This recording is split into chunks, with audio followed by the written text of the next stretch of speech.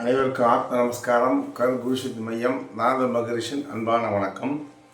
திருமூர் எழுதிய பாட்டோட விளக்கம் செய்முறை பயிற்சி கற்றுத்தரப்படுகிறது ஆதிநாத வாசி வித்தையில். கவனிங்க, 154வது பாட்டு.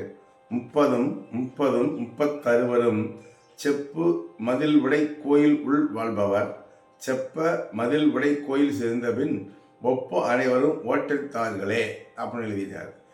அப்போ இந்த பாட்டோட விளக்கம் என்ன அப்படின்னா, இந்த பாட்டை அனுபவித்து எழுதுனவரை திருமூலம் கேட்கணும்.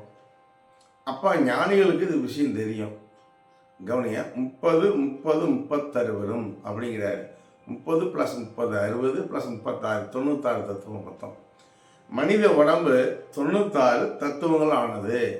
96 தத்துவம். இப்போ செப்ப மதிலுடை கோயில் வாழ்பவர்.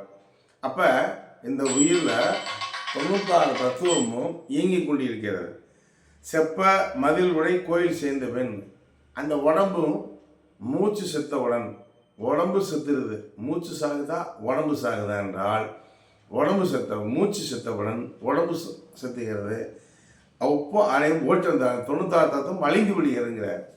அப்போ மூச்சு சாகக்கூடாது, உடம்பு சாகக்கூடாது அப்படின்னு சொல்கிறார். மனிதன் உடம்பு 96 தத்துவங்களையும் விடுகிறது. இந்த 96 தத்துவங்களையும் அடங்க செய்து அழித்தால் தேகம் அழுகாமல் இருக்கும். அது அந்த 96 தத்துவங்களையும் அடங்க செய்து அழிக்கக்கூடிய சக்தி ஒன்று ஆதிநாதத்தால் மட்டுமே முடியும். குருசித்தி மையத்தில் ஆதிநாத வாசி வித்தையில் கற்றுத்தரப்படுகிறது. சகல சௌபாக்கியம் பெறுக. மேலும் குருசித்தி மையம் 790 463 80 79.